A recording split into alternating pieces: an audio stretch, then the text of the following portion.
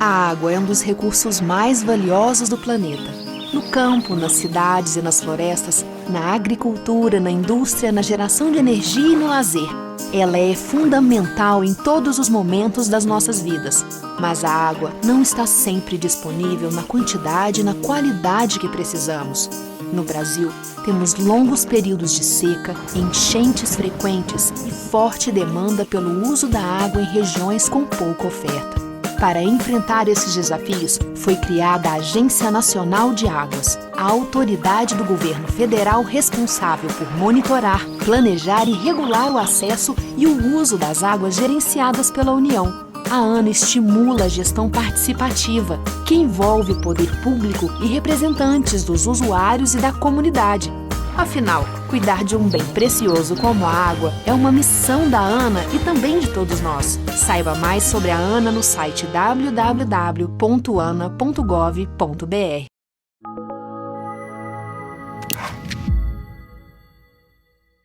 Com apenas 8% da rede bancária na região, o Banco do Nordeste concentra quase 65% do total de financiamentos de crédito de longo e curto prazos em todos os setores da economia. O Banco do Nordeste é também o principal agente financeiro do agronegócio em sua área de atuação, respondendo por 54% do crédito rural na região. Atuando para promover o crescimento sustentável na região Nordeste, por meio de apoio financeiro às atividades agropecuárias, o Banco do Nordeste oferece linhas de financiamento com as melhores condições de mercado em diversas atividades, seja para custeio pecuário, custeio agrícola, máquinas e equipamentos, investimento, comercialização e exportação, agricultura irrigada, energias renováveis e armazenagem. O FNE, principal fonte de recursos do Banco do Nordeste, possui as menores taxas de juros do país, prazos diferenciados e bônus para pagamentos realizados em dia. Tudo isso aliado às melhores soluções, com opções de crédito diferenciadas para quem tem pressa de crescer. O cartão BNB Agro oferece crédito rotativo com agilidade e comodidade. Já com Planta Nordeste, você tem renovação automática do custeio, além de pré-custeio e comercialização. E para garantir um futuro sustentável, o FNE Sol financia sistemas de geração de energia renovável e redução nos custos de produção. O Banco do Nordeste possui soluções ideais para a atividade rural. Por meio do FNE Irrigação, apoia empreendimentos que desenvolvem a agricultura irrigada, fundamentais para o crescimento da região. E para quem quer manter seu empreendimento sempre atualizado, o banco oferece financiamentos de peças de reposição e manutenção de equipamentos e veículos. No Banco do Nordeste, o futuro é agora. São diversas soluções digitais para simplificar e modernizar sua vida, como cadastro, conta corrente, simuladores de financiamento e login digital. E os pedidos ao fornecedor no cartão BNB Agro são feitos via mobile. É o Banco do Nordeste levando o desenvolvimento digital ao agronegócio. Com o BNB Agro Inovação, o produtor rural aumenta a sua competitividade por meio da incorporação de tecnologias e inovações no seu processo de produção e de gestão, como equipamentos de agricultura de precisão, máquinas autônomas e outros.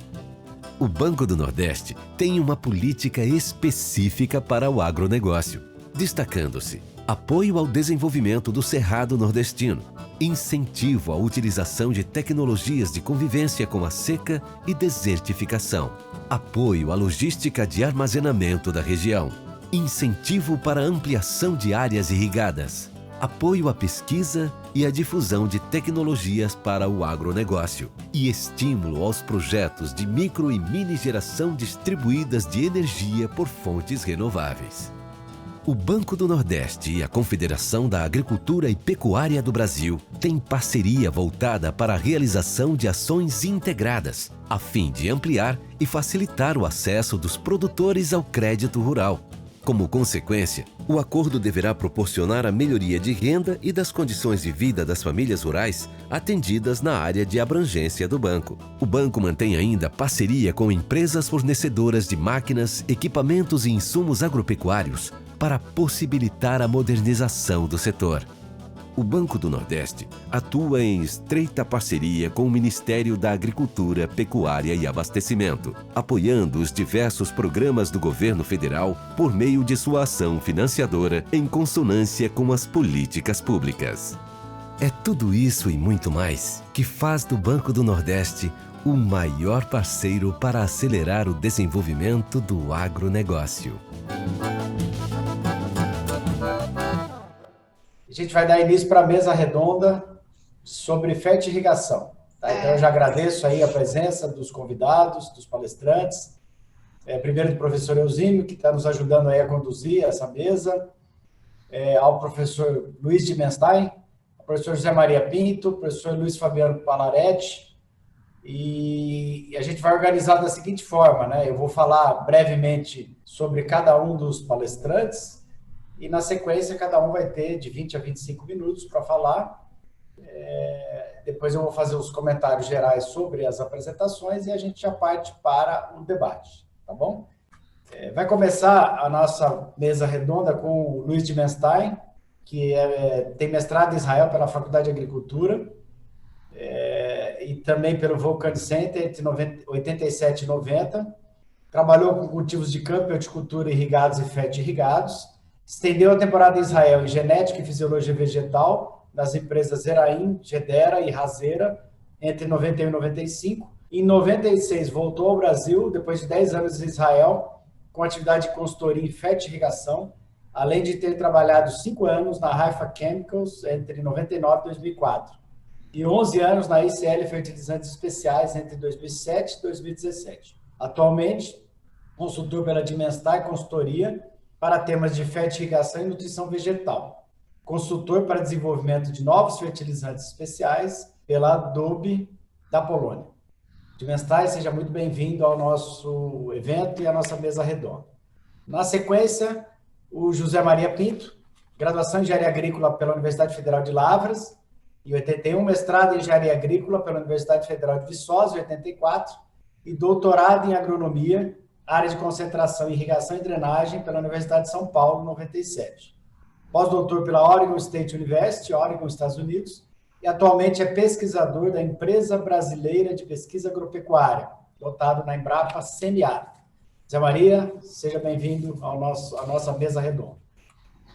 Luiz Fabiano Palaretti, engenheiro agrônomo pela Universidade Federal de Viçosa, mestre em Interação Água, Planta e Ambiente pela Universidade Federal de Viçosa, em 2003, e doutor na mesma área em 2009. Pós-doutor em irrigação pela Escola Superior de Agricultura Luiz Queiroz, Exalc-USP, Instituto Nacional de Ciência, Tecnologia e Engenharia de Irrigação, INCT.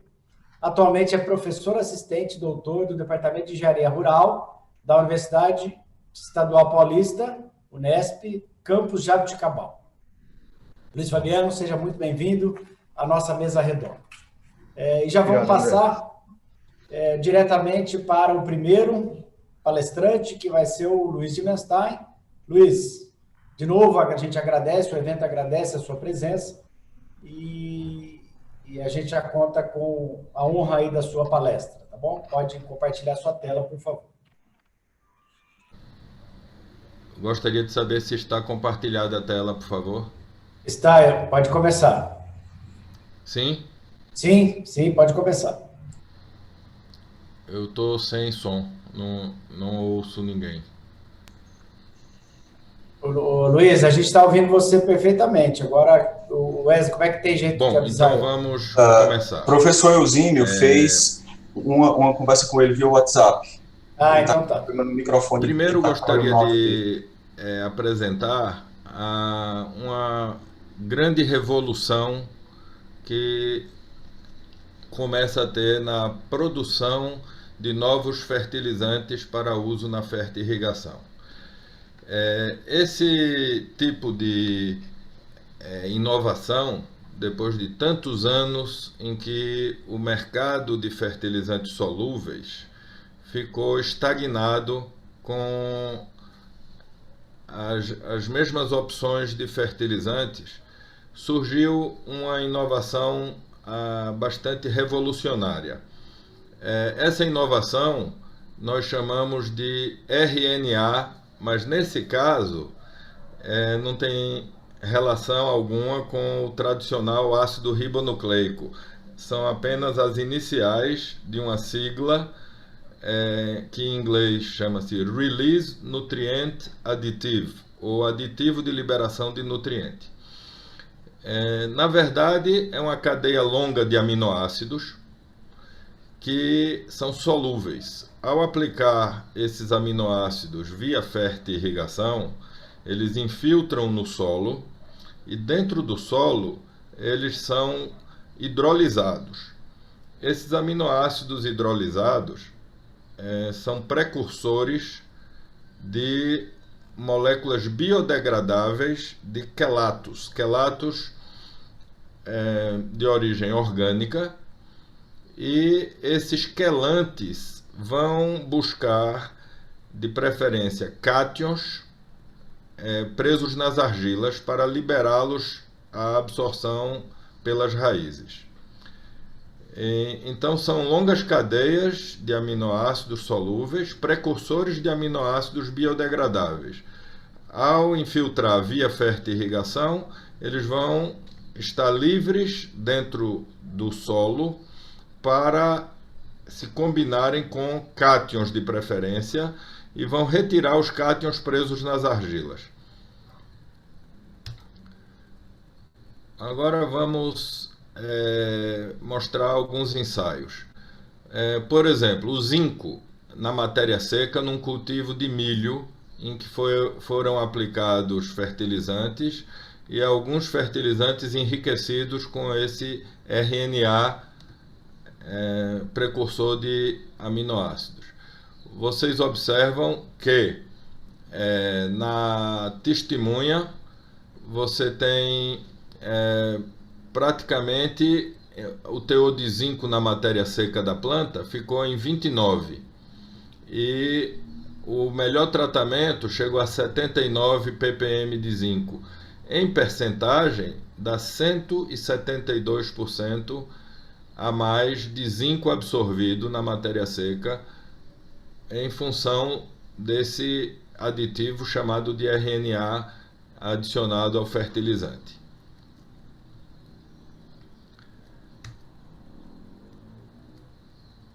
Um outro ensaio mostrou que o RNA também tem ação sobre o fósforo. Observe que o fósforo de 0,30 passou para 0,44 em percentual na matéria seca da planta. E em percentagem sobre a testemunha, deu 47% mais fósforo absorvido pela planta, identificado na matéria seca dessa planta. Nesse exemplo foi feito também o teste com o cultivo do milho. Um outro ensaio feito com tomate, uma planta de 5 semanas de cultivo, foi medido o peso de biomassa de raízes. Observe que a planta testemunha, que é uma planta de tomate com 5 semanas de desenvolvimento, tinha um peso de raízes de 102 gramas. E a mesma planta de tomate com 5 semanas, que recebeu o tratamento de nitrato de cálcio e nitrato de magnésio, ambos enriquecidos com o aditivo RNA, chegou a produzir 129 gramas de raízes para uma planta de tomate de 5 semanas de desenvolvimento, deu 26% mais biomassa de raiz com esse tratamento. Com um grande volume de raiz, fica bem mais amplo o raio de ação de absorção de nutrientes.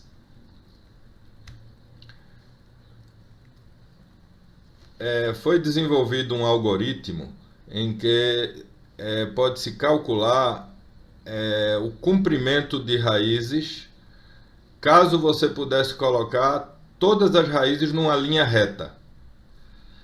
E essa mesma planta de tomate deu 66 metros de raiz na testemunha, contra 88 metros de raízes no tratamento do nitrato de cálcio e nitrato de magnésio enriquecidos com o RNA.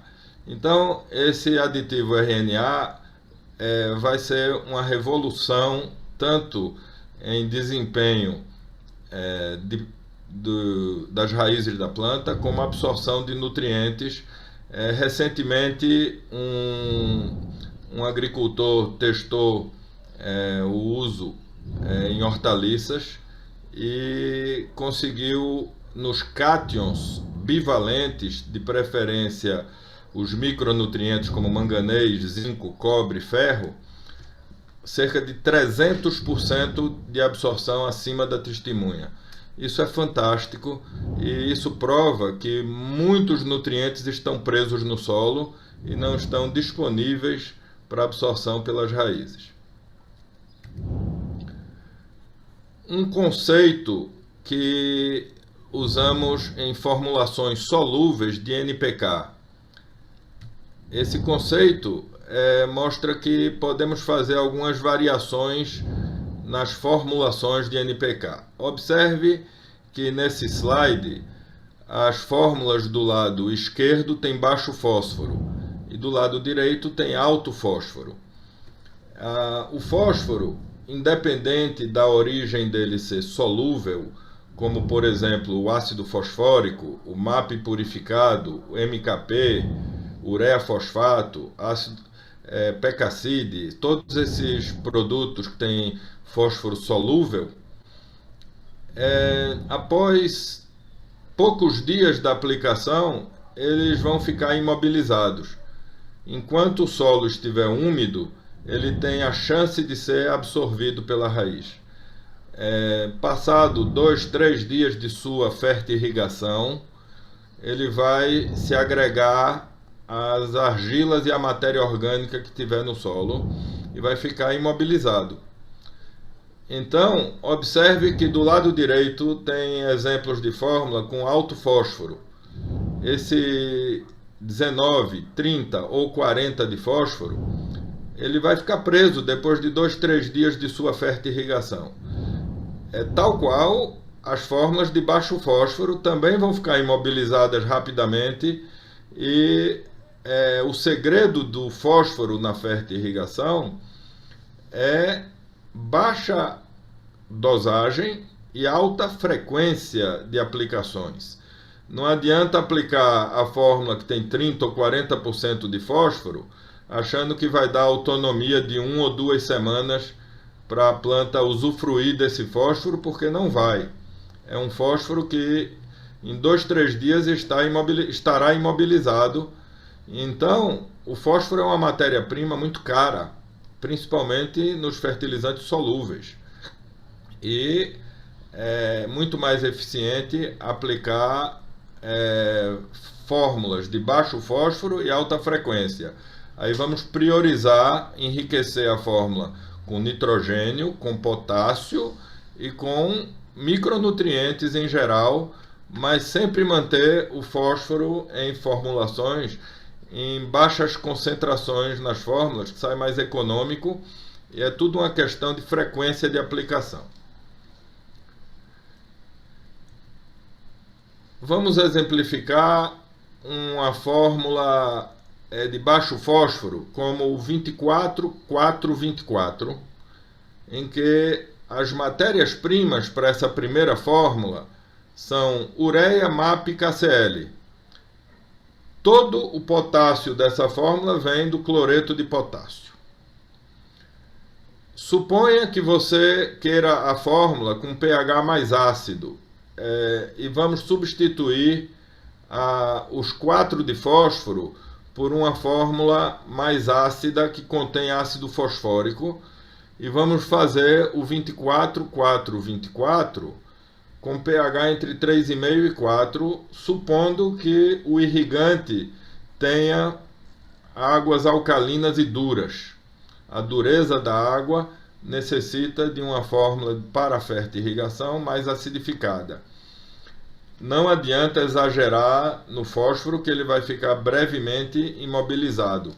Então, fórmulas de baixo fósforo, alta frequência, e a escolha entre o MAP purificado como a fonte de fósforo ou um ácido fosfórico como fonte de fósforo depende de você conhecer a origem da água de irrigação do irrigante.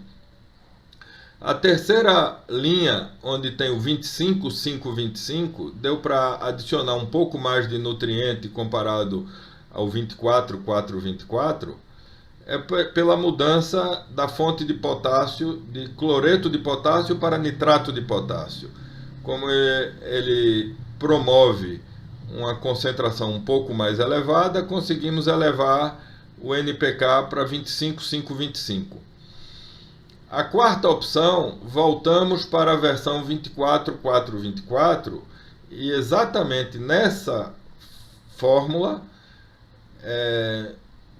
caberia até 2% de RNA na mescla, no blend, nessa formulação.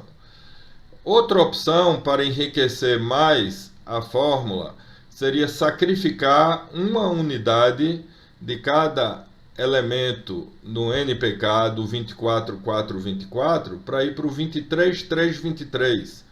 Nesse caso, conseguiríamos colocar até 5% do RNA dentro da formulação, mais um bom pacote de micros com boro, ferro, manganês, zinco, cobre e molibdênio, como está apresentado na tabelinha abaixo.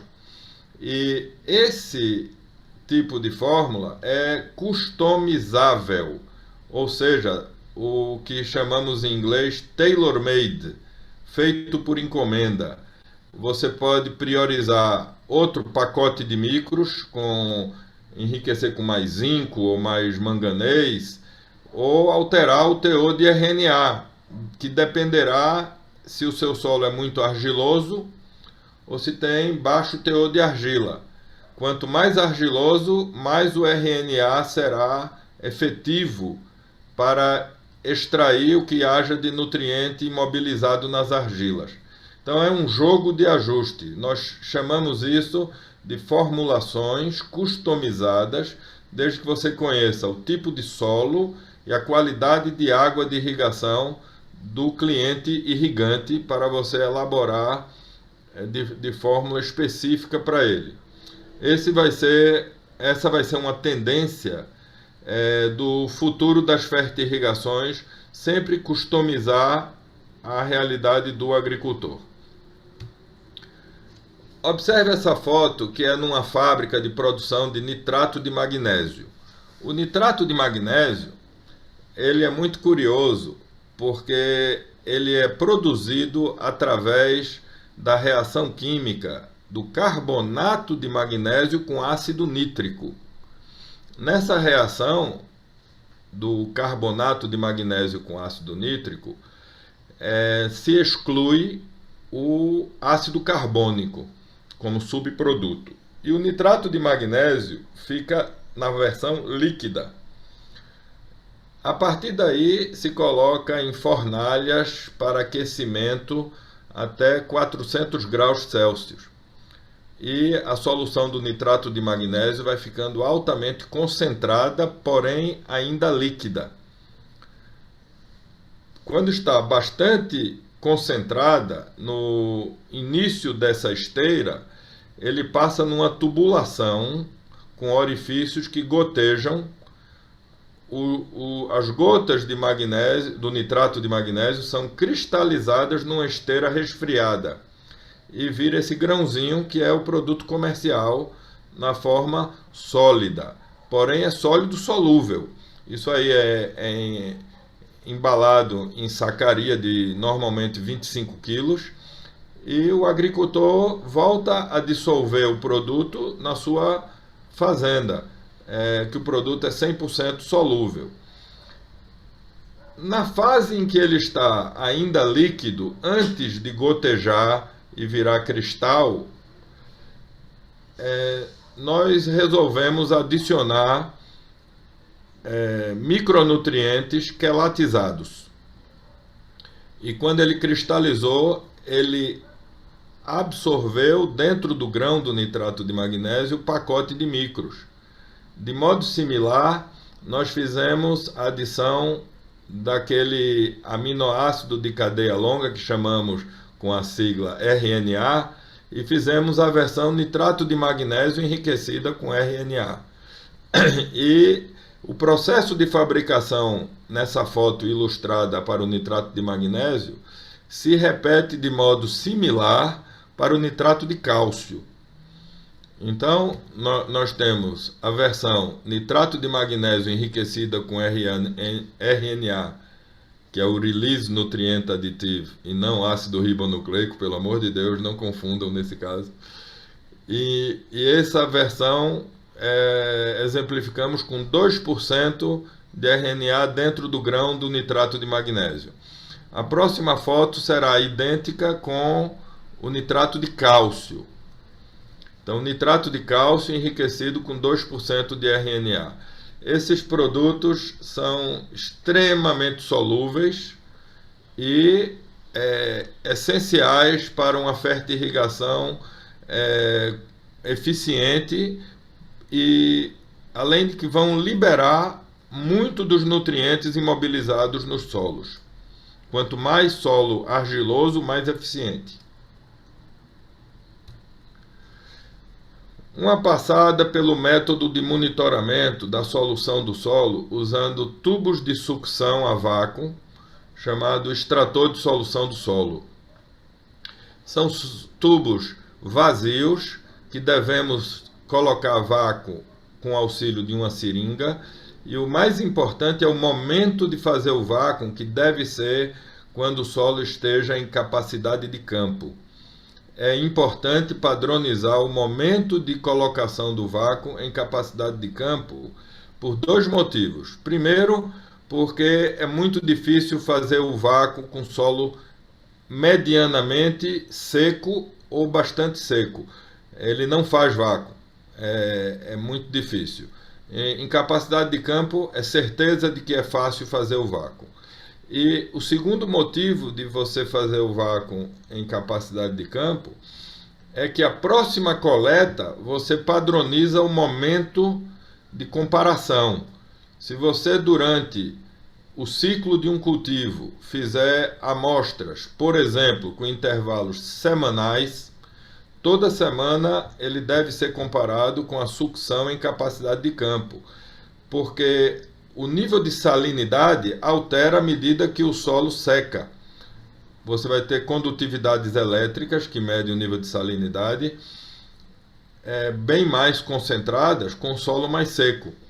Então, a comparação de como está a condutividade elétrica no momento de capacidade de campo padroniza a comparação em sequências de coletas.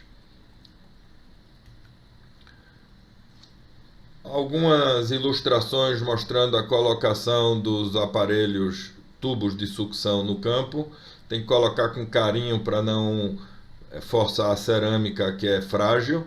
Depois veda, coloca um pouco de água para ele ficar firme, e é bem similar à colocação de tubos de tensiometria. Então, embora ele seja totalmente diferente no modo de uso, mas a colocação em campo é muito parecida. Aqui uma ilustração com alguns kits rápidos que pode-se medir a nível de agricultor.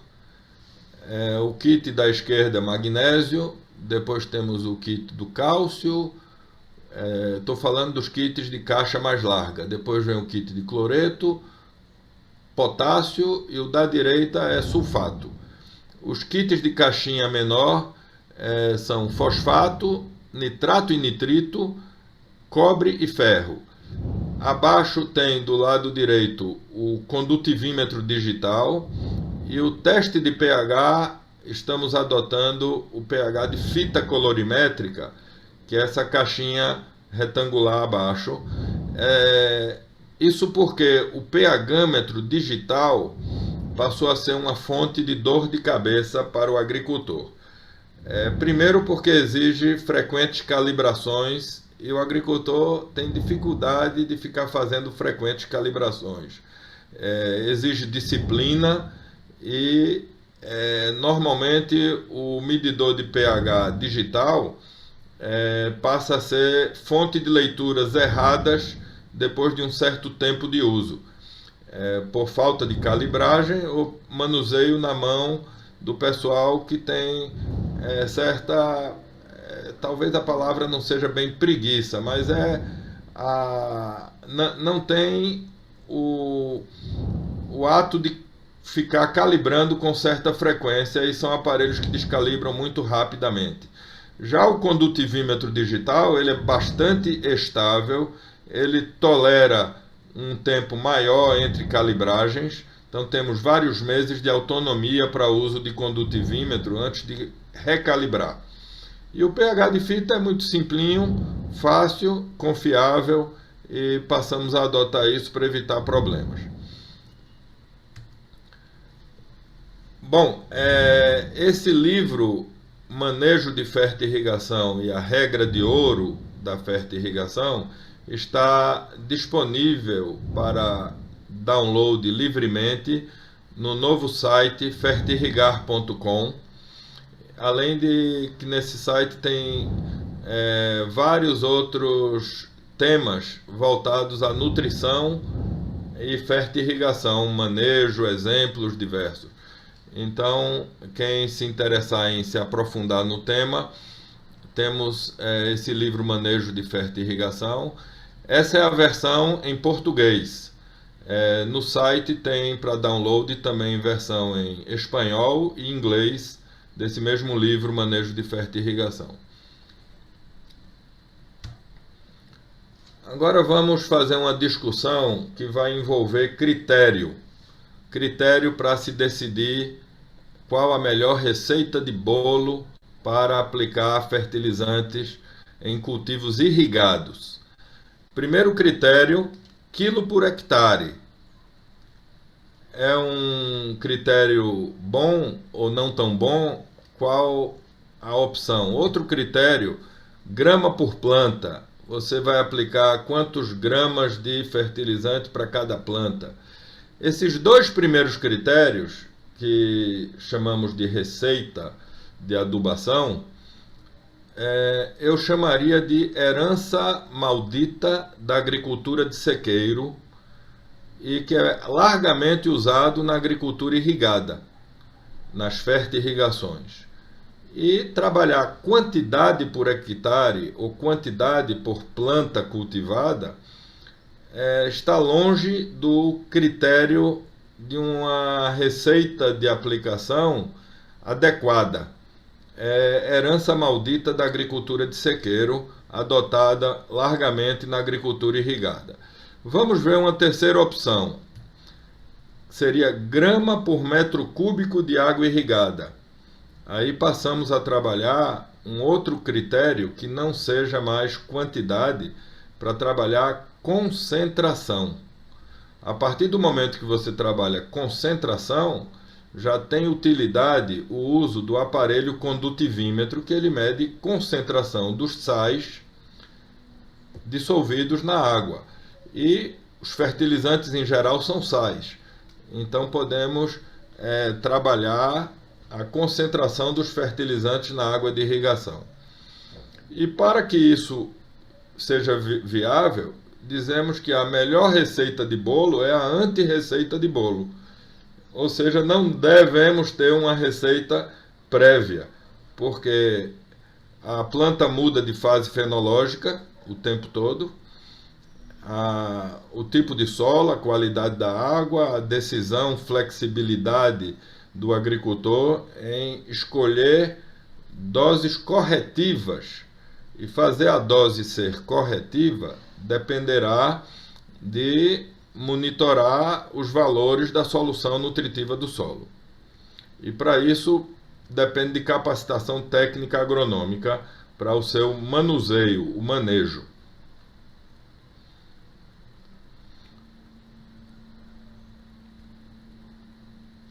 Bom, todos os nossos testes rápidos de monitoramento da solução do solo são medidos em ppm, parte por milhão. E todo fertilizante comercial consta na sacaria do produto um valor de seu teor de nutrientes em percentagem. Como manipular ppm desejado para cada nutriente se comercialmente os nutrientes estão em percentagem? Primeiro vamos ver que 1 ppm é uma parte em 1 milhão e 1% uma parte em apenas 100. Mas tirando os 2 zeros que tem no 100, eliminando 2 zeros do milhão, temos uma diferença de 10.000. Ou seja, 1% vale 10.000 ppm. Baseado nessa diferença, criamos uma regra para dosagem, chamado de regra de ouro da fertirrigação. E o importante é que nessa regra, a diferença do que você aplica seja de 10.000 vezes. E como fazer isso? Estipulamos que 100 gramas de qualquer fertilizante solúvel comercial aplicado em cada metro cúbico de água irrigada promoverá esses 10.000 de diferença. Porque 1 grama no metro cúbico daria 1 milhão, 6 zeros.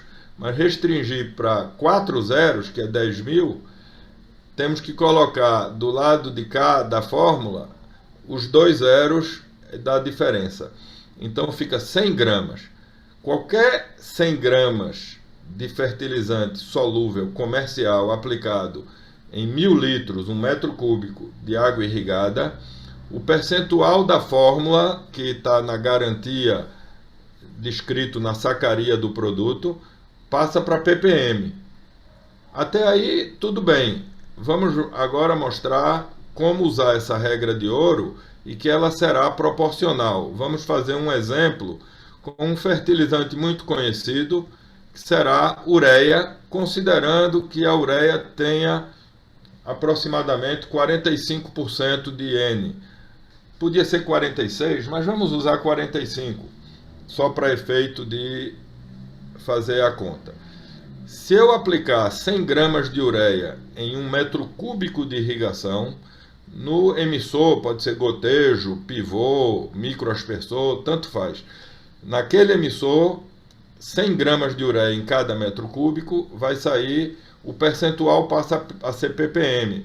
O 45% de nitrogênio da ureia, dizemos que no emissor saiu 45 ppm de nitrogênio. Suponha que eu queira aplicar 90 ppm de nitrogênio. É o meu desejo de aplicar hoje, numa fertirrigação, 90 ppm. 90 é o dobro de 45. Então eu vou duplicar a regra de ouro, que ela é proporcional. Então, 90 ppm de N que desejamos usar com a mesma ureia, em vez de aplicar a regra de ouro original, vamos duplicar também a regra de ouro para 200 gramas para cada metro cúbico. Agora, suponha que o irrigante decidiu colocar um volume de 40 metros cúbicos naquele dia na irrigação. Então, 200 gramas da ureia num volume de 40 metros cúbicos, em milímetro de irrigação são 4 milímetros. Cada milímetro, para virar volume por hectare, é só adicionar um zero, o 4 milímetros vira 40 metros cúbicos de volume. E ao aplicar num volume de irrigação daquele dia 40 metros cúbicos no hectare, usando o 200 gramas para cada metro cúbico, foram aplicados 8 quilos de ureia.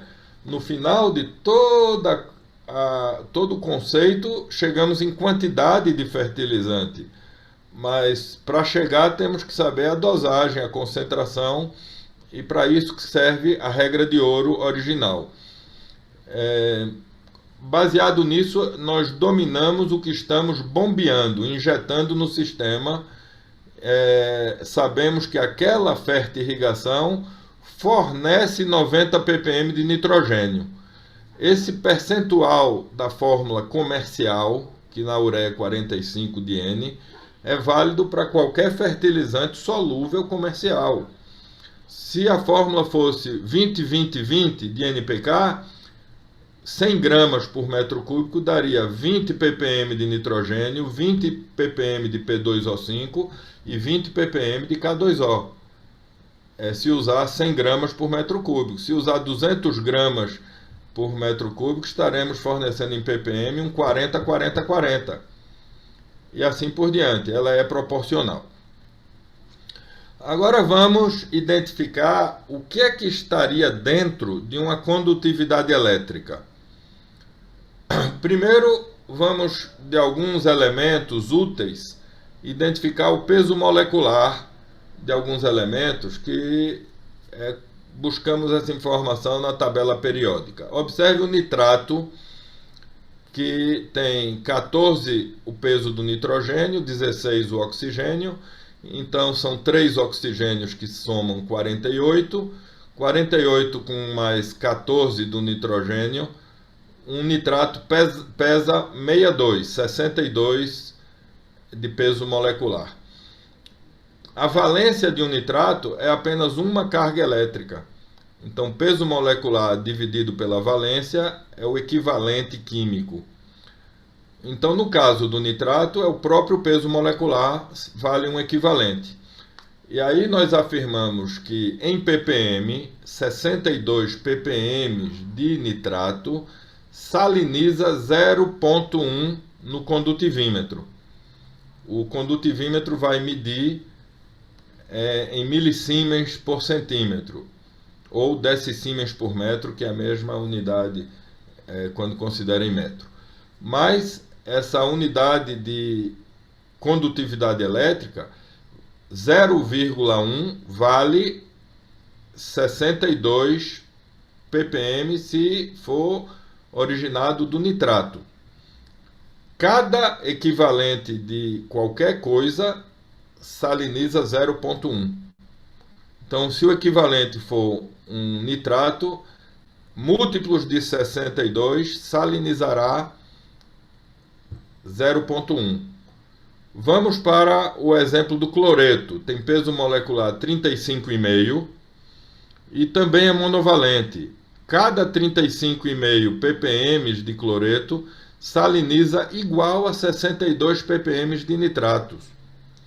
Então, a contribuição de um cloreto em 0,1 no condutivímetro vale em ppm 35,5. O potássio também é monovalente e o peso 39 dividido por 1 é o próprio 39. Cada 39 ppm de potássio saliniza na condutividade elétrica 0,1. Os dois de baixo são bivalentes, é o cálcio e o magnésio. O peso molecular do cálcio 40 dividido pela valência 2 vale 20. Um equivalente de cálcio vale 20. Cada 20 ppm de cálcio saliniza 0,1 no condutivímetro. E para o magnésio seriam 12, que é o peso 24 dividido por 2. Então, basta 12 ppm de magnésio para salinizar igual a 20 ppm de cálcio ou 39 ppm de potássio. Então, com essa informação, podemos identificar o que cada nutriente contribui dentro da salinidade total e manipular o quanto nós desejamos que aquele elemento contribua na CE total. Isso vai variar na fase vegetativa, floração, enchimento de fruto, até a maturação. É um jogo de ajustes. E esse somatório, temos que separar o pacote de cátions do pacote de ânions. Porque uma condutividade elétrica, por exemplo, de 2,5 milisiemens, 2,5 são 25 equivalentes de cátions e outros 25 equivalentes de ânions. Então, 2,5 de CE tem um somatório 25 equivalentes de cátion, 25 de ânion, soma 50 equivalentes no total. Outra informação fundamental para manejo de fertirrigação e com muita influência no manejo de água. Observe que essa tabelinha está dividida em cores verde, amarelo e vermelho. Quando a CE passa 1, 2 até 3, ele está na faixa verde. E estamos afirmando que de condutividade elétrica, na verdade, ele mede um nível de salinização. Essa salinidade gera uma força de retenção da água no solo contra a raiz que quer puxar água para dentro da planta. Essa força é uma força negativa, medido aqui na tabela em atmosfera. Então, 1 de CE tem uma medição de menos 0,3 atmosfera. O dobro, que seriam 2 de CE, dobra também a força de retenção da água no solo, dificultando a absorção pela raiz para 0,6 negativo. E assim por diante. O 3 de CE já gera uma força contrária à raiz de menos 0,9 e assim por diante. Quando passa de 4, a planta terá forte resistência de absorver a solução nutritiva. E isso pode gerar parcialmente uma desidratação da planta pela dificuldade da planta de sugar a solução que vem com água para sua hidratação. E quando a solução chega a níveis como 5, 6 de CE, a planta, mesmo com água disponível junto às raízes, essa salinidade promove um estresse hídrico até em solo úmido, pela dificuldade das raízes em absorver essa solução salinizada. Quando a salinização já é algo natural, é muito comum em água de poço artesiano ter às vezes águas salobras ou com certos níveis de sais. Mas quando a água de irrigação é enriquecida com fertilizantes, nós temos o domínio dessa salinização. Nós injetamos os sais e o manejo deve ser feito a níveis fisiológicos para a planta poder sugar a solução nutritiva com facilidade. Quanto maior a CE, mais difícil essa absorção pelas raízes. Essa outra tabelinha é meramente para ilustrar que 1 de CE vale 10 equivalentes de cátions e outros 10 equivalentes de ânion. Condutividade elétrica de 2 seria 20 equivalentes de cátions e outros 20 equivalentes de ânion. E assim por diante. Esse tipo de planilha meramente ilustra uma situação teórica se o recipiente que você for medir for fechado. Se você pega um tanque ou um balde e coloca o fertilizante, ele vai ser exato. Dentro do solo, esses valores são aproximados. Por quê? Porque parte do fertilizante que você injeta lixiviar. Ele vai lixiviar. A lixiviação de alguns itens na fase de íons, principalmente os de carga negativa, se perdem mais facilmente. Em solo arenoso, também os cátions se perdem mais facilmente. Então, em situação de solo, nunca o nível de 10 equivalentes para cada unidade de CE é identificável no extrator sugado com a seringa, como ilustramos antes. Mas é uma referência. Nós dominamos o que bombeamos no sistema com injeção de fertilizante, mas não temos o controle do que ocorre no chamado bulbo molhado pela dinâmica dos nutrientes e os tipos de solo que podem reter ou não. Luiz, tá conclusões. Terminado, né? Mais 5 minutos. Nenhum critério usado na agricultura de sequeiro para ser usado em manejo. O manejo deveria ser usado para agricultura irrigada e fertirrigada, jamais deveria se basear em algum critério da agricultura de sequeiro. Por quê? Porque a agricultura de sequeiro estipula quantidade, aquela história do quilo por hectare ou grama por planta, e baseado em critérios que a dinâmica das fertirrigações altera. Você pega uma análise de solo e após algumas fertirrigações já está tudo alterado. O pH mudou, o teor de nitrogênio, cálcio, magnésio, fósforo, potássio, tudo altera dinamicamente. E já fica uma análise de solo um pouco obsoleta para decisões futuras de manejo, o que aplicar nas fertirrigações seguintes. Bom, a chave do manejo da fertirrigação é manipular concentrações.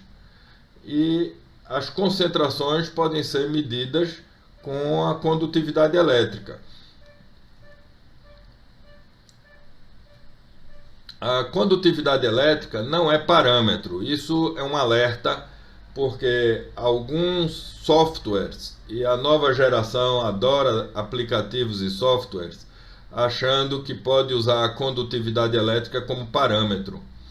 E aí põe um computador para decidir as fertirrigações baseado num sensor de condutividade elétrica. É um arapuca, é um problema sério se você achar que condutividade elétrica é um parâmetro para decidir dose de fertirrigação. Isso por quê? Porque você pode ter uma condutividade elétrica que você deseja com produtos que não são fertilizantes. Você pode fazer com sal de cozinha uma condutividade elétrica 2 a 2,5 e pode fazer o mesmo 2 a 2,5 com um coquetel de nutrientes úteis que tenha fósforo, magnésio, cálcio, nitrogênio, zinco, manganês, ferro, cobre, etc. Ou pode fazer uma solução que tenha o mesmo 2,5 e que 80% dele seja cálcio. E daí? Chegou na condutividade elétrica, mas não está na proporção desejada para o cálcio dentro da distribuição dos sais dentro da CE. Essa é a chave da manipulação via fertirrigação. É que o irrigante tem o domínio do que compõe a CE. Então, a interpretação agronômica vai depender de você identificar o que compõe a CE, mas principalmente do que chamamos de delta.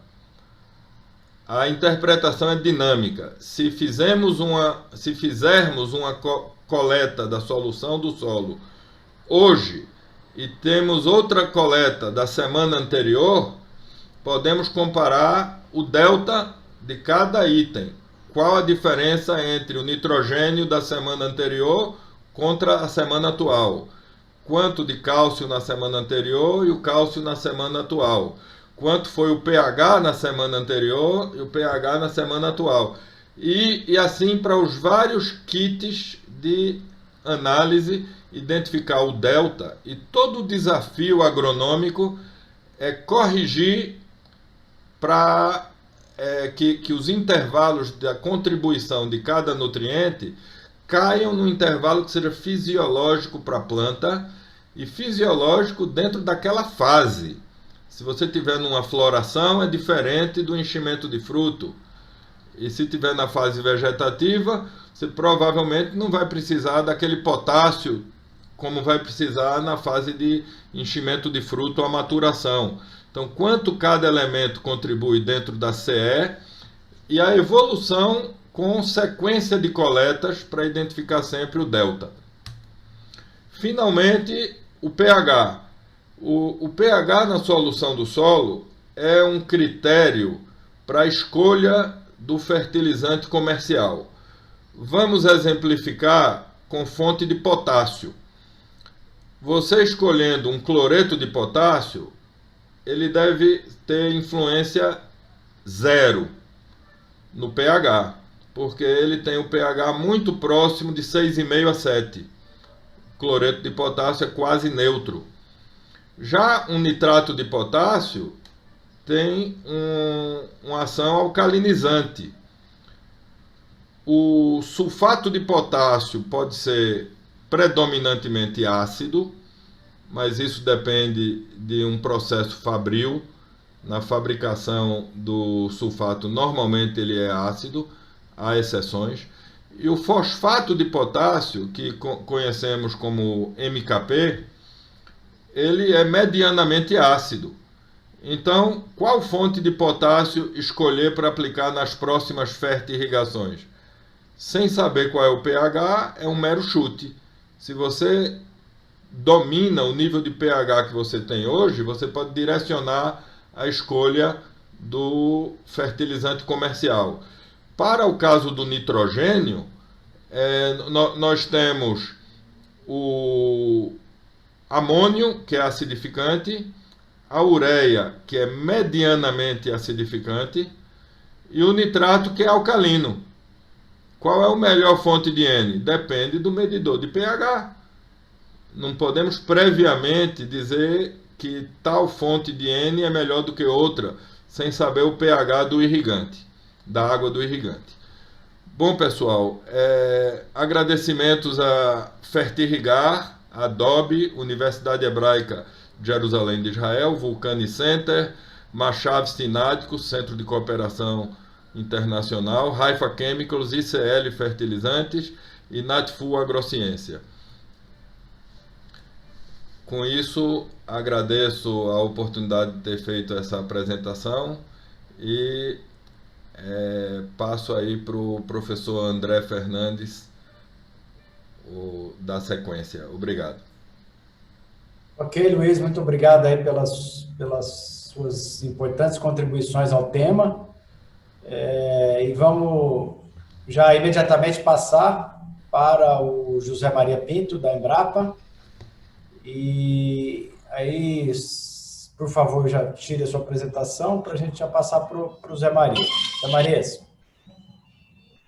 então você tem aí de 25 a 30 minutos aí para a gente fazer depois, no final, um bate-bola aí entre vocês. Tá bom? Tá com vocês, Zé. Primeiro, obrigado aí pela sua presença, agradecendo essa mesa redonda aí.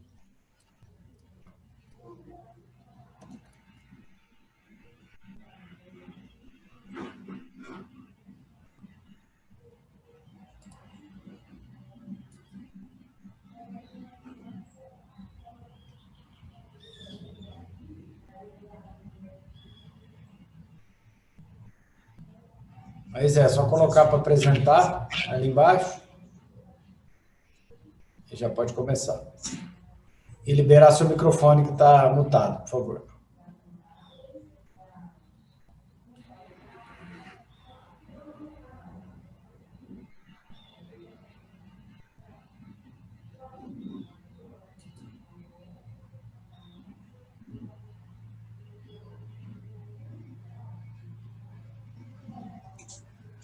Professor José Maria, você está precisando de algum auxílio?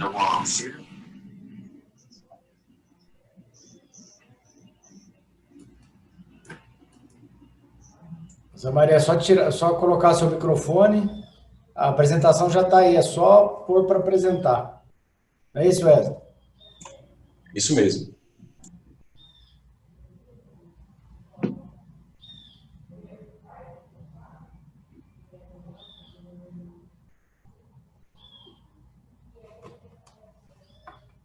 Zé, o ícone embaixo aí de que está iniciar a apresentação. Estou enviando uma solicitação para o senhor também, para o senhor ativar seu microfone, certo? Porque é uma questão privada aí do seu computador, aí o senhor tem que ativar.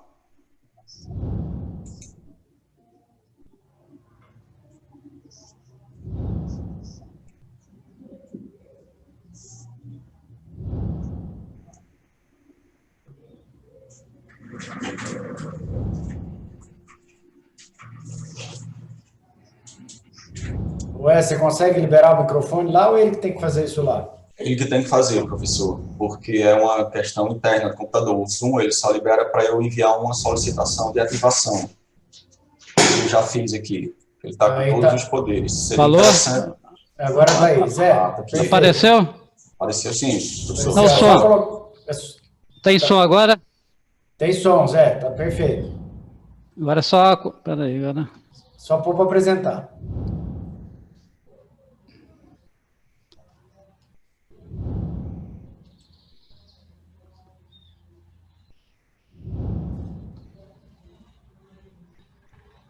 É F5 no teclado que vai. Foi? Isso, Zé, perfeito. Agora estou vendo em cima aqui. Obrigado. Primeiramente, bom dia a todos. Agradeço aí pela oportunidade.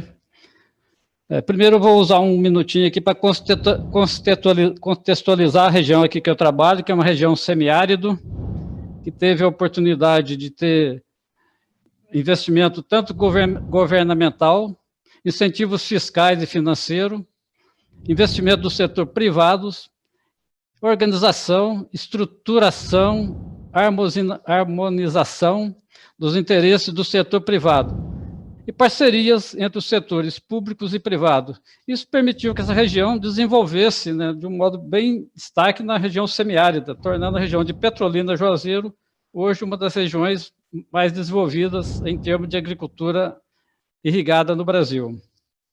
E com interação com o mercado internacional. Nesse contexto, tem a Embrapa Semiárido, que faz pesquisa voltada para a região semiárida. Existem 2 tipos de centro da Embrapa, centro de produto, como Embrapa Café, Embrapa Soja, e centro de ecos regionais, como Embrapa Cerrado, Embrapa Semiárido, que é o caso que faz pesquisa para o ambiente de semiárido.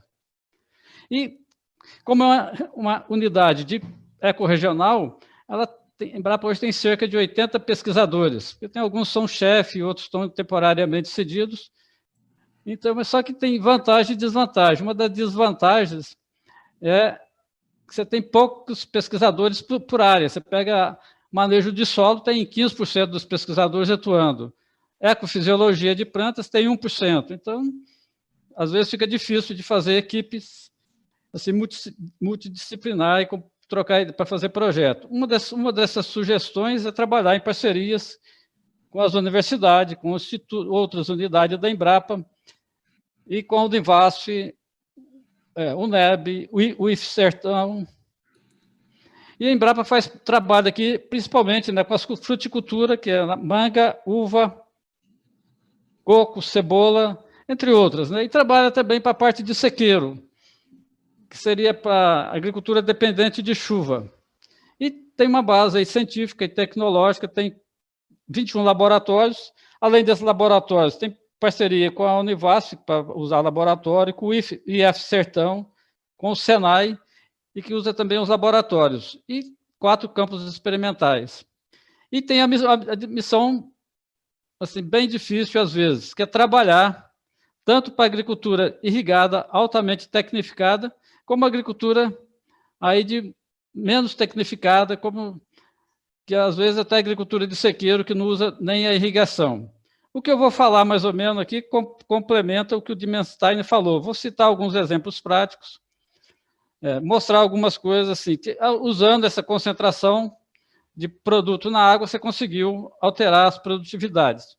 Mas para isso, a gente precisa, primeiro, avaliar o sistema de irrigação.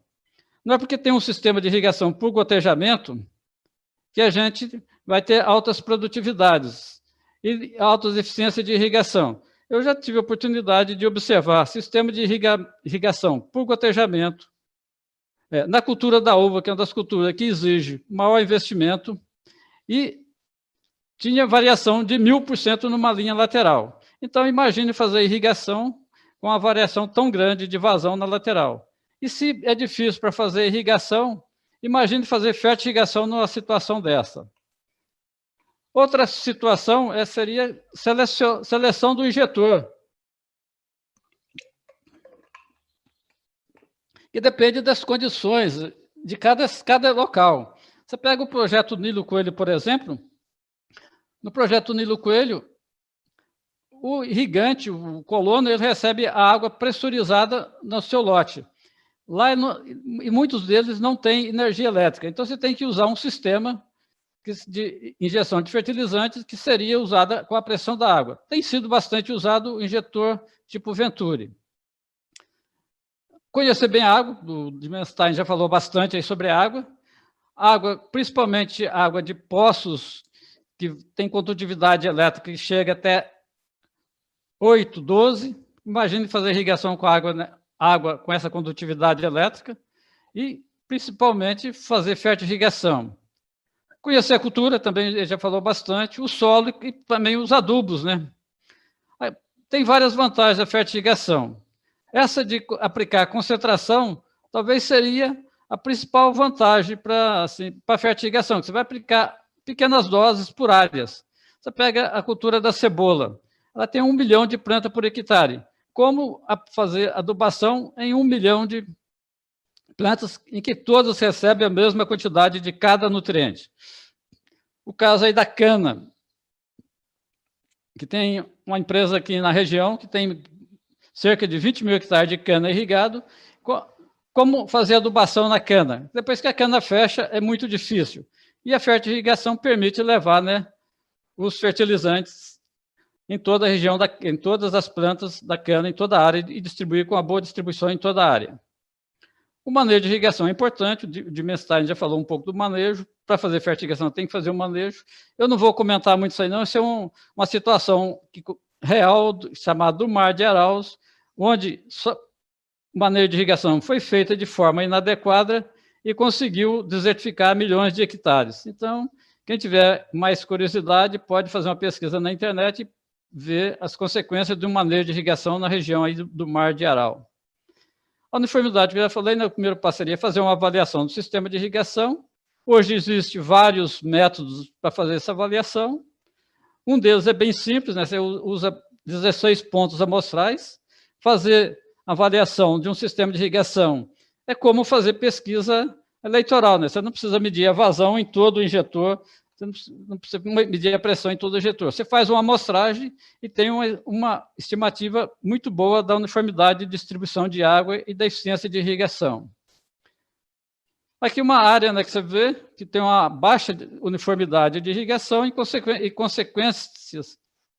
As plantas têm desenvolvimento diferenciado. Qual seria o ideal? O ideal que seria toda a planta uniforme. E aqui uma cultura de cebola e um pivô central, que tem 1 milhão de plantas por hectare. Então, todas essas plantas receber a mesma quantidade de adubos, se fosse qual outro método que você conseguiria fazer essa distribuição? Se jogar lanço, tem lugar que vai cair mais, tem lugar que vai cair menos, e você não tem como distribuir uniformemente em toda a área. Com a fertirrigação, isso é possível.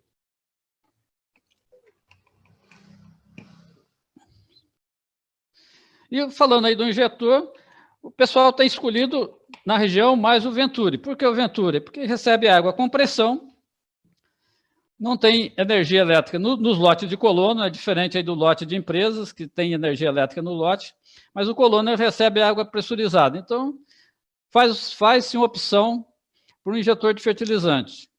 O Venturi. Qual a vantagem do Venturi? O Venturi é feito de PVC, não tem peças móveis, não são corrosíveis e não tem peça para danificar. Então, ele tem uma vida útil maior. Qual a desvantagem do Venturi? A desvantagem do Venturi é que ele funciona para uma faixa de vazão-pressão. Vazão muito grande, ele não funciona. Vazão muito baixa, ele não funciona. Pressão muito alta, ele não funciona. Pressão muito baixa, ele não funciona. Eu já tive a oportunidade de ir numa propriedade que o produtor tinha 2 culturas. Uma, quando ele ligava o sistema de irrigação de Venturi, funcionava. Para outra cultura não funcionava. Ele ficava sem saber por que não funcionava. Ele não tem os conhecimentos hidráulicos necessários, né, para ver, mas ele ficava, por que funciona para uma e não funciona para outra? E tem outros injetores, eu não vou falar de todos, mas você precisa de uma área maior, tem energia elétrica, tem vários tipos de injetores de fertilizantes. Esse é um injetor que eu vi em Oregon, ele tem Qual a diferença dele para a diferença desses injetores disponíveis no mercado? É que esse injetor, ele aplica 6 produtos diferentes. Você pode acoplar 6 tanques de fertilizante diferentes que ele aplica, independente desses 6 elementos químicos. Então, é bem interessante. Quando eu saí de lá, estava na fase de teste. Não tem tido muito contato com o pessoal, mas hoje já é usado em campo. Então, ele tem essas vantagens, né? Principalmente para pesquisa, aí, que ajuda bem, né, a fazer esses estudos com a fertilização, vendo aí os nutrientes, aplicando nutrientes de forma diferente em cada experimento, em cada trabalho. E falando aí da água, né, o Brasil, que a gente precisa saber, eu peguei os dados da região Nordeste, o Brasil tem 15% da disponibilidade de água mundial, sendo que a distribuição é uniforme. O Sudeste tem 6% de água, 18% aí de superfície, uma população mais ou menos aí em torno de 43% da população brasileira. O Nordeste tem 3,3% das águas do Brasil, tem 18,8% para aproximadamente 19% da superfície e uma população de cerca aí de 29, 30 milhões de habitantes. E o que a gente precisa desmistificar, né? Que a agricultura consome muita água, o que não é bem verdade, né? Então, conhecer essa água, fazer uma análise, saber o que cada água contém. Você pega, em termos de condutividade elétrica, você pega água que tem condutividade elétrica de 12.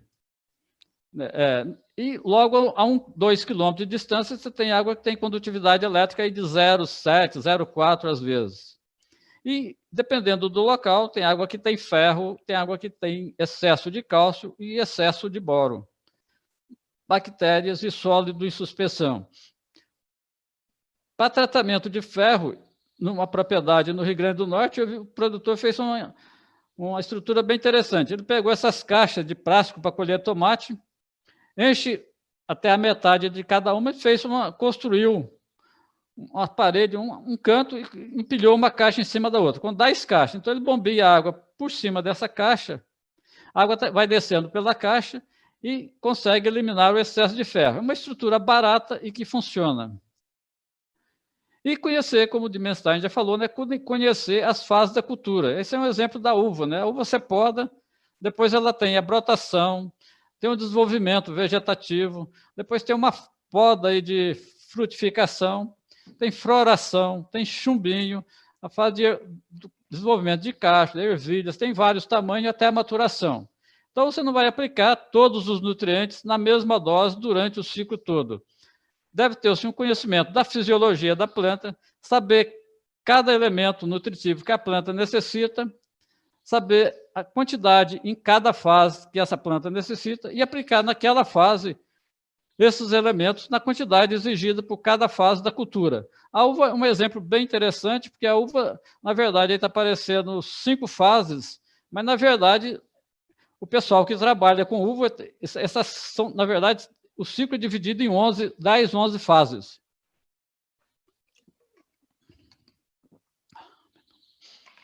E, como o Dimenstein falou, o pessoal usa muito a recomendação vindo, né, de agricultura de sequeiro. Na verdade, além de ser da agricultura de sequeiro, esses manuais de recomendação de adubação é feito baseado em agricultura de sequeiro, né, nem pensando em agricultura irrigada. Aí recomenda, planta, baixo, 150 kg de N, médio, 100 kg de N, 60 alto, 60 kg de N. Boro, 1 grama por planta, zinco, 4,5 grama por planta. Se fizer esses cálculos da forma como proposto, aí você vai ter a concentração. Então, isso aí, além de você reduzir no final a quantidade de nutriente aplicado, reduzir as perdas, vai aumentar a produtividade e vai melhorar a qualidade de frutos. Então, essa é uma das grandes vantagens da fertirrigação, quando é feito com critérios, com os cálculos e tudo. Conhecer bem o solo, né? Você pega solo arenoso. Aqui na região de Petrolina, Juazeiro, tem solo que tem 94% de areia, e é usada para a cultura da manga, cultura da uva. você não vai usar com as mesmas condições um solo argiloso. Você pega no lado da Bahia, onde tem os argissolos, os vertissolos, são solos totalmente diferentes. Então, o manejo de um solo de areia e um solo de vertissolo não pode ser o mesmo. Você tem que conhecer bem o solo para fazer a diferença, tanto do manejo de irrigação como no manejo de fertirrigação. O movimento da água nesse solo é totalmente diferente quando se compara o vertissolo com o solo arenoso. E, como o Dimenstein falou também, você tem que ter um critério para fazer a sucção da solução do solo. Em solos argilosos, você consegue fazer mais fácil, mas em solos arenosos, existe aí uma certa dificuldade. Então, se não tiver um critério, complica-se um pouco a retirada da solução do solo. Conhecer o clima, né?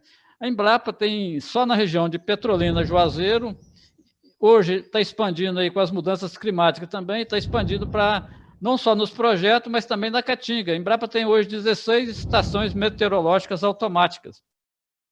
Essas estações, ela transmite os dados via rádio, então você tem uma área abrangente aí bem interessante para fazer o manejo de irrigação. Então você pode fazer o manejo de irrigação baseado em dados climáticos, com bastante eficiência, no caso aí da irrigação de Petrolina Juazeiro.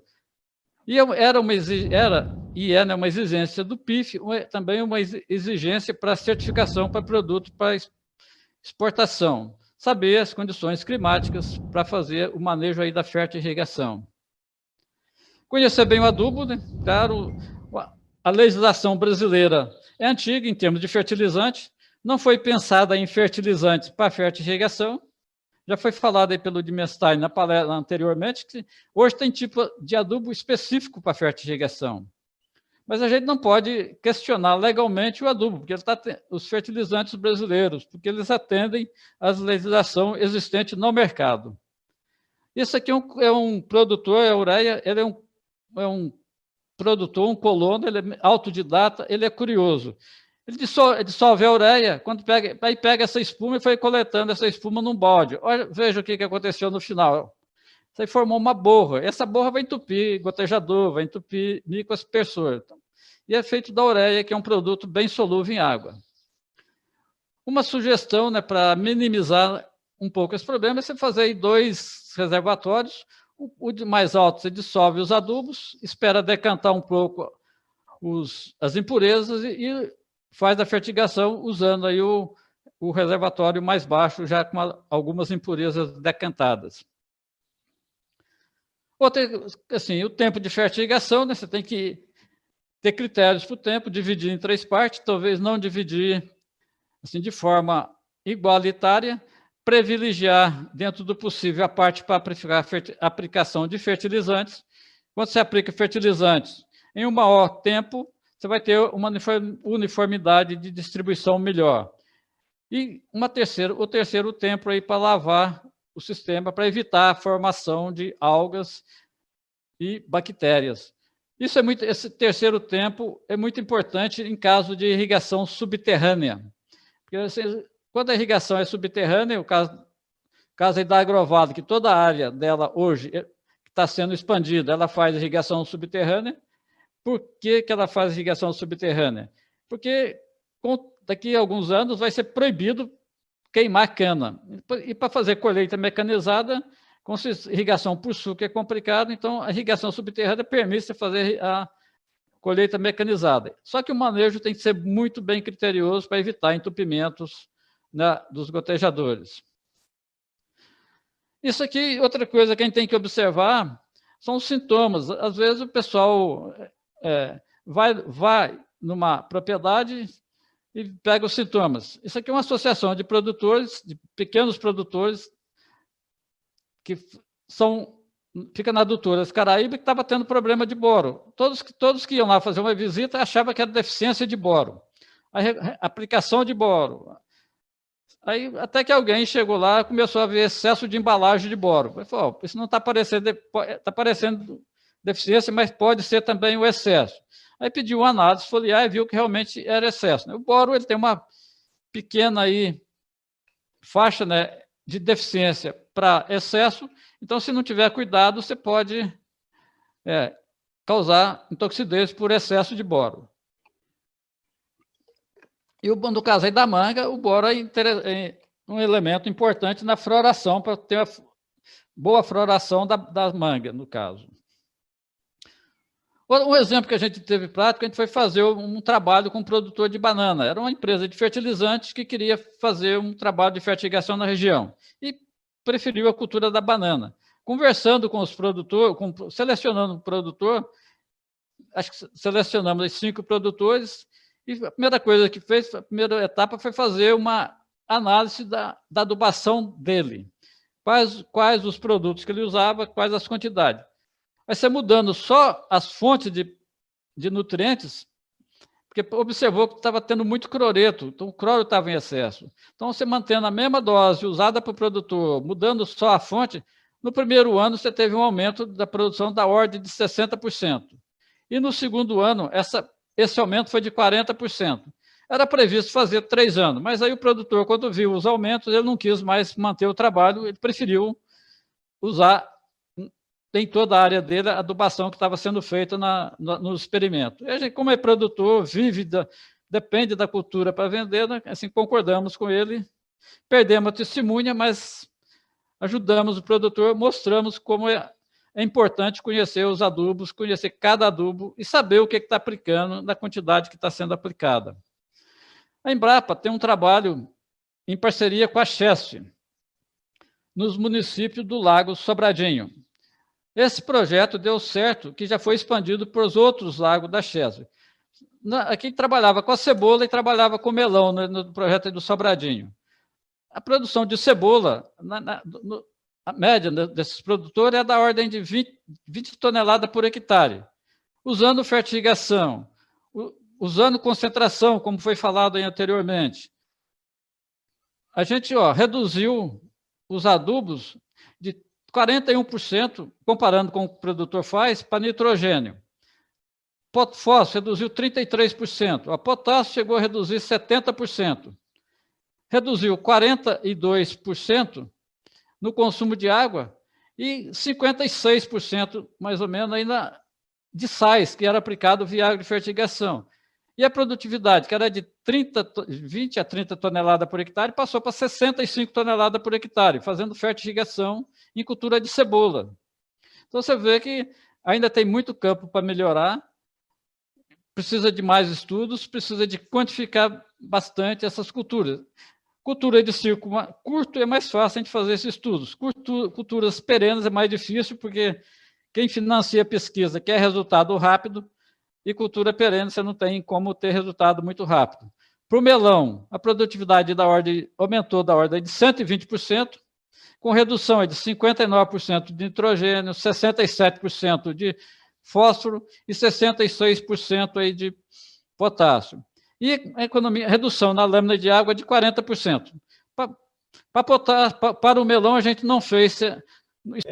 que fala que você enxerga no futuro próximo sondas multiparâmetros em diversas profundidades, monitorando não só a CE, mas também os outros elementos presentes na solução do solo, em relação aos kits de solução apresentados. Depois o CONA, parabenizando, e também fertilizantes solúveis com aditivo de RNA já estão facilmente disponíveis.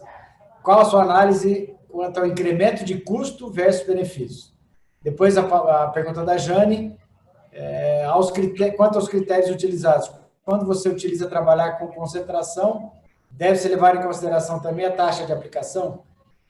Em irrigação por gotejamento, seria preciso considerar a área molhada?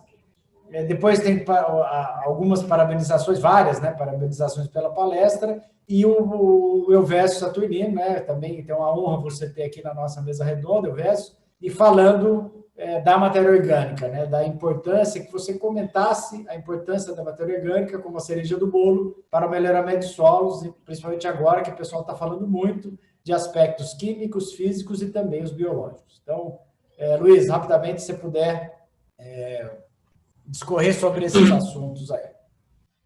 Ok, vamos tentar ser breve. O professor Campeche para ter monitoramento de testes direto com sondas. Isso é um pouco ficção científica. Não é tão simples colocar uma sonda para medir sulfatos, nitratos, potássio ou cálcio. Isso vai exigir um desenvolvimento do setor químico em viabilizar esse tipo de análise. As tradicionais análises de solo exigem vários artifícios de um laboratório.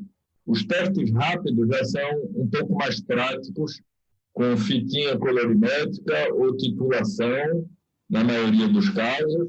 Isso é muito difícil fazer direto com sensores de solo, mas a solução do solo é o que nós temos hoje disponível. A segunda colocação do Conan, sobre produtos enriquecidos com o aditivo RNA, se já estão disponíveis. Já tiveram algumas importações para distribuidores e até para grandes fazendas, e já estão usando produto importado, e outras importações estão programadas para o início de 2021, de alguns fertilizantes enriquecidos. Tanto formulações NPK, diversas proporções de NPK mais o RNA, como as versões do nitrato de cálcio e nitrato de magnésio enriquecidos. Como o professor Palaretti citou num dos slides que ele apresentou, ele recebeu para testes, lá na Unesp de Jaboticabal, uma certa quantidade de nitrato de cálcio e nitrato de magnésio enriquecidos com RNA, para fazer também ensaios com esses itens. Algumas fazendas produtoras de café, tem um cliente também que produz noz macadâmia, está usando esse tipo de produto enriquecido em fertirrigações. Está numa fase bastante inicial, mas já é comercial. E em fruticultura também já estamos iniciando trabalho em fruticultura no semiárido, tanto para manga, uva, banana e melão. Já está em fase inicial de uso, e o feedback, o retorno do pessoal está bastante positivo, altas produtividades alcançadas. A pergunta da Jane Silveira sobre o critério de grama por metro cúbico de aplicação, se deve levar em consideração a taxa de aplicação. Isso é uma discussão enorme, porque nós aqui no Brasil temos um hábito de irrigar sempre e fertirrigar de vez em quando. Aí eu até às vezes brinco dizendo segunda-feira é o dia da fertirrigação, chega na terça-feira, quarta-feira em diante, coloca só água. Aí, que fertirrigação é essa que tem um intervalo semanal, mas se irriga diariamente? Então, é uma questão muito cultural, devemos fertirrigar sempre que se irriga. Isso seria o ideal, mas exige sistema automatizado e poder de decisão de se fertirrigar sempre que se irriga. Aí as doses de fertilizantes são sempre suaves, a salinização também é suave, e isso é uma questão de decisão de manejo. Existe culturalmente a questão de que jogou um produto solúvel no sistema de irrigação é uma fertirrigação. Isso é verdade, mas é o melhor manejo? Claro que tem alternativas muito mais eficientes. Aí, a Jane pergunta, a taxa de aplicação. Que importa a taxa de aplicação se você faz isso só esporadicamente? O professor Paulo mostrou um exemplo em citros, de que a maior parte da adubação é convencional e entrou fertirrigações pontualmente como complementos. É claro que isso é muito melhor do que não fazer fertirrigação, mas é uma evolução até migrar para uma fertirrigação total, 100% fertirrigação. Aí, nesse caso de 100% fertirrigação, é claro que a taxa de aplicação é relevante. O professor Zé Maria também já colocou o momento de injetar fertilizante, não é desde o início até o final do tempo de irrigação que se fertirriga. Tem momentos propícios. E custo como foi que ela colocou? Assim, considerar a área molhada. A área molhada, normalmente, é irrigação localizada, linhas e entrelinhas. As linhas estão molhadas, só se considera, de fato, a área molhada. Isso está corretíssimo. E em áreas que se irrigam área total, não tem essa divisão de linha entre linha. Se calcula como área total molhada. É muito comum isso na aspersão ou no pivô central. Em relação ao que o Elvésio Saturnino coloca sobre a questão da matéria orgânica, todo mundo acha a matéria orgânica benéfica. É lógico, melhora a estrutura do solo, a capacidade de retenção de umidade, mas a matéria orgânica, ela age como um coloide que vai fazer forte retenção de nutrientes. E é muito melhor do que o nutriente ser lixiviado. A partir daí, toda a questão da disponibilidade do que a matéria orgânica retém é uma questão maravilhosa de interação. Num país tropical como o Brasil, normalmente a matéria orgânica se decompõe muito rapidamente, quente e úmido. E no irrigado, com certeza, úmido. Não depende de chuva. Então, você veja que, queira ou não queira, a matéria orgânica é uma fonte de retenção de nutrientes, tal qual a argila também é. Mas o percentual de matéria orgânica nos solos tropicais raramente passa de 3%, sempre é de 1,5%. Quando chega a 2% de matéria orgânica, já achamos que é alto. Bom, mais alguma questão? Qual a tensão para impor no vácuo no extrator de solução? Não existe regra de tensão certa. Na prática, nós usamos uma seringa de 60 ml e, ao sugar no solo em capacidade de campo, uma puxada da seringa, o ângulo da seringa vai uma vez, repete, duas. Quando estamos 3 a 4 puxadas de seringa, o ponto ideal é quando vem difícil de puxar. Aí prova que formou o vácuo. Aí é muito de sensação do próprio irrigante ao fazer a colocação do vácuo, se ele sente que o ângulo da seringa forçou um vácuo forte. Agora, não tem medição ideal para isso. Luiz, acho que nós estamos finalizando aqui. A gente agradece aí. Só falta mais uma perguntinha aí, mas depois a gente passa para você. E tem as perguntas do Zé Maria, infelizmente não vai dar tempo. A questão do Elvésio seria a questão de com altas precipitações.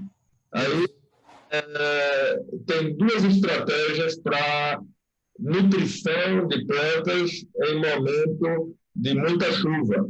Os meses que tem bastante chuva, pode-se fazer pequenas irrigações apenas para injetar produto, sabendo que serão lixiviáveis facilmente nas chuvas que seguirão. E o outro é uma tecnologia que chama fertilizante protegido, que são grãos de fertilizante encapsulado com polímero, que a gente chama de fertilizante de liberação lenta ou controlada. E aí se aplica esses fertilizantes para os 3, 4 meses em que tem excesso de chuva. São estratégias a se discutir custo-benefício. Ok, obrigado. Ok, Luiz, muito obrigado aí por falar sobre todas as perguntas, né, e abordar com muita propriedade. Eu vou dar agora 1 minuto para o Zé Maria, só para ele fazer a despedida, Zé, e também 1 minuto para o Fabiano, depois volta para mim para a gente encerrar, que o nosso tempo já está completamente estourado. Tá bom, Zé? Parabenizar a comissão organizadora pelo evento, agradecer pela oportunidade e também fico à disposição pelas perguntas. Pode mandar por e-mail ou por WhatsApp, que eu me comprometo a responder a todos. E na Embrapa estamos sempre à disposição para tanto para discutir material, como sugestão de cursos e outras interações possíveis. E agradeço a todos, muito obrigado aí pela oportunidade. Ok, Zé Maria, a gente que agradece a sua disponibilidade para estar junto com a gente aqui nessa mesa redonda. Fabiano?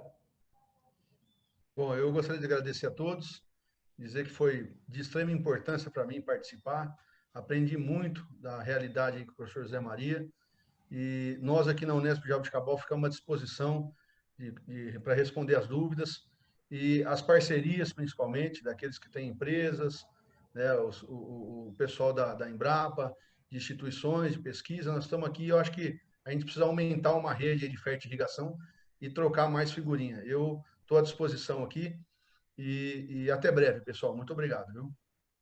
Ok, então, Fabiano... Ô, André, então... Oi, pode falar, Zé. Só uma rapidinho aqui. Como o professor falou, que tem fazer uma rede. Luciano Pequet tinha um grupo de fertirrigação. Acho que a gente podemos pensar em reativar esse grupo. Luciano Pequet para discussão. Você fica responsável, Zé, por isso? Daí a gente coloca a turma aí. Na verdade, quem era a coordenadora é a Ana Lúcia da Embrapa de Cruz das Almas, mas eu posso conversar com ela. Pode passar para mim que eu entro em contato com ela. Então tá, daí você põe no grupo nosso. E é interessante, né, que tenha professores, consultores igual de Menstein, empresas, pesquisadores, todo mundo junto, que aí dá para, enquanto sair editais, né, públicos aí e privados, dá para a gente fazer muita coisa junto aí, né? Porque agora tudo está se falando em parceria e é o que vai virar daqui para frente, né? Então, em nome da comissão organizadora, eu gostaria de agradecer imensamente a vocês três, ao Luiz de Menstein, ao Luiz Fabiano Palaretti, ao Zé Maria Pinto, ao professor Eusímio, que nos ajudou bastante para que essa mesa redonda tivesse o sucesso que foi, e a gente vê o sucesso pelo tempo destinado a ela e a quantidade grande de perguntas e comentários elogiosos, tá? Então, muito obrigado mais uma vez e tenham todos um excelente fim de semana, um excelente evento aí, finalizando aí todos. Um abraço.